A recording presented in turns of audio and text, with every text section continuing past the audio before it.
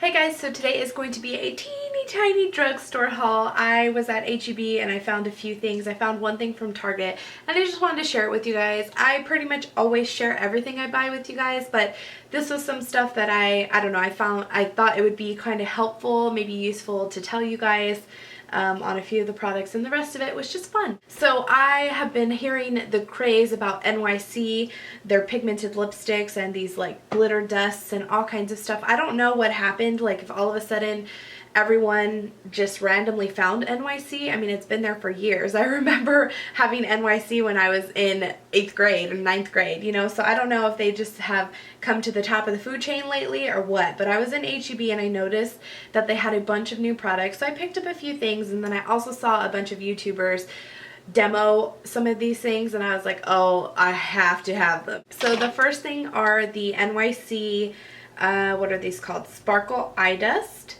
And I actually got two very similar colors. They looked a little bit different when I was in the store. I guess like they were lined up next to each other and they had a wide variety of colors. I want to say these were only like $1.99 or $2.99, something like that. And NYC's constantly on sales, so I mean you can get it cheaper for sure. But these are just those old school. Have you ever, okay, back in the day when I wore makeup, I used to have those roller balls.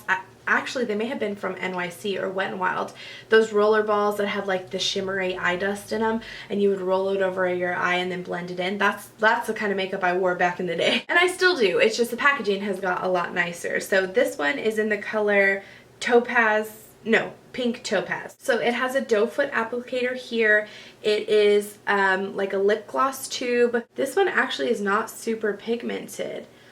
Oh god, and there's a lot of dust fallout. Hopefully you guys can see it there. This actually seems like it would be a better highlight than it would eyeshadow. It's probably not the best color to get, honestly. This probably would have been better maybe over a base. The next one that I got is Smoky Topaz, and it's kind of like the same, well, it's the same packaging, but it's kind of like the same tone color.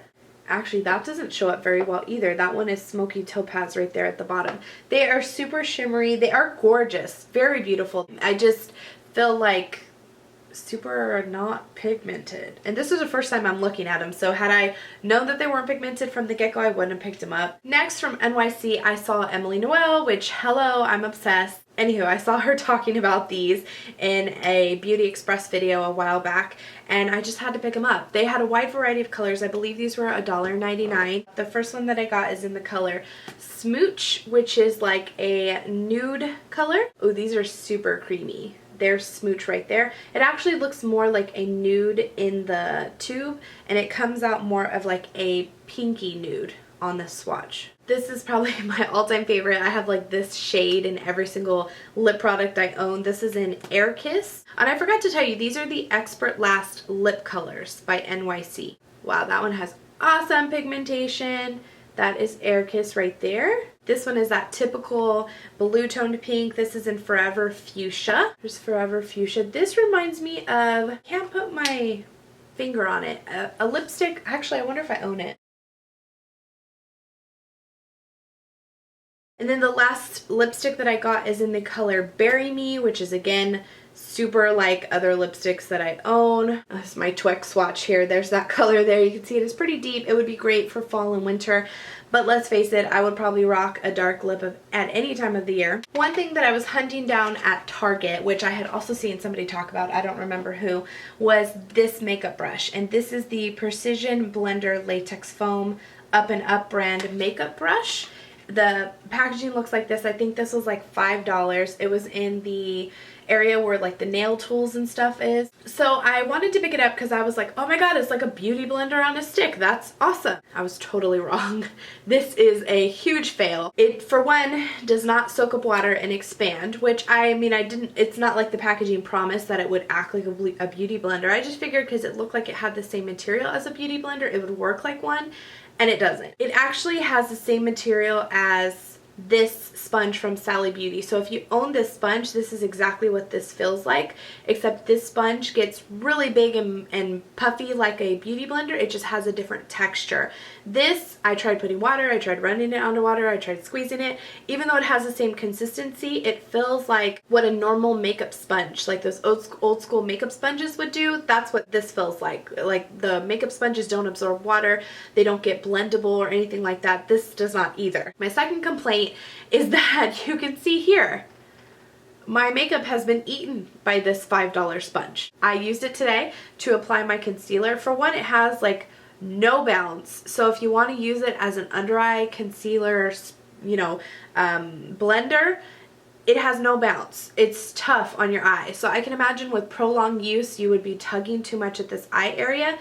It did not blend concealer on my, like the sides of my nose, which you think it'd be small enough to do that, and it didn't. I had to like press it and kind of blend it like that. Overall, I just wasn't too thrilled with the use of this, and then like I said, it ate my product like a typical makeup sponge would, which for something that's shaped like this, I would not have expected it to eat my makeup the way that it did. I literally had to go back and reapply concealer with my ring fingers to ensure that the product was actually on my face. I don't appreciate a $5 product eating my, you know, $30 concealer. So just beware of that. If you guys know of any other way to use this, let me know in the comments down below. I wasn't too satisfied, and I've already used it, so I can't take it back. No hard loss. It's only $5, but in the future, I will definitely beware of things like this. Okay, so just a few more products. I have been on the hunt for these Milani Baked blushes. These are the new matte blushes. They're not super new. They've been out for a few months now, but they're new to me. I owned maybe one Milani blush back in the day, but I'm pretty sure I sold it. No clue why. I just like to buy and sell makeup, hence my blog sale I had a while back. I'm just a hoarder. I don't know what to say. So when I saw that they had matte blushes, which are probably my favorite, I love shimmery things, but I would much prefer a shimmery highlight over a shimmery blush because I like highlight. I would rather have a matte blush, matte face, and then a shimmery highlight. Does that make sense? I don't know. So anywho, I picked up this one, which is in Delicioso Pink. This one is the typical Barbie doll blue tone pink. They are so soft and velvety and super pigmented. That is like right up my alley right there. Blended out, super pretty. The next one I got is in Bella Rose, number 11. It's a gorgeous, beautiful, bright red corally color. Again, super soft and pigmented. Oh heck, look at that pigmentation. I'm not sure what these swatches are getting into here, but that is a beautiful blush. So this last product is kind of like, I can't believe I'm actually putting this on YouTube type product, or talking about it type product, or the fact that I even bought it type product. I don't think it's something that we should be embarrassed of, but I'm not buying it for its intended use. So let me show you the product and then I'll explain a little bit further. So we are talking about the T.N. Dickinson's Witch Hazel hemorrhoidal pads. Yes, I just said that. So let me give you a little bit of background on this. Yes, if you have hemorrhoids, witch hazel is very natural astringent for them to help soothe them.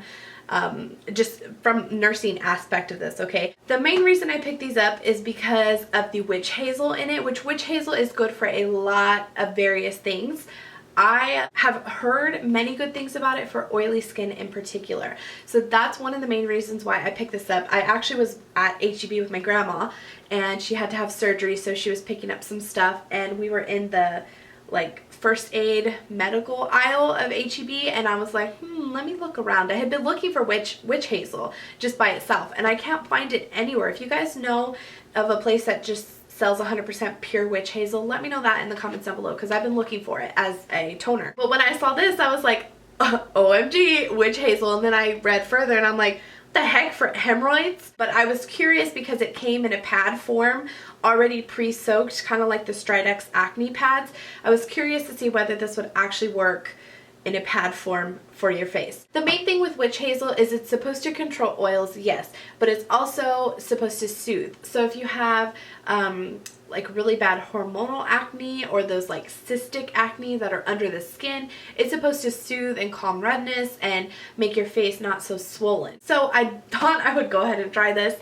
I love the fact that it comes in pads. It has aloe in here too, which is also soothing. Think about it this way. It's meant to cleanse and relieve irritation in a very sensitive area down here. So why would it not be able to cleanse and relieve irritation on a sensitive area like here? Does that make sense? I hope you guys don't think I'm crazy. It comes with 100 pads. This was like $5. It only has 50% witch hazel. It does have some other things like purified water, glycerin, alcohol. It does have some alcohol, not a ton. If you're trying to do completely natural, paraben free, this product isn't for you, but I definitely wanted to give it a try because you guys know I have super oily skin and I do suffer from cystic acne, hormonal acne. It's just horrible. So anywho, it comes in a jar like this. You open it up and it has these humongous like cleansing pads. I used one before I filmed this video just to show you guys that it's perfectly fine.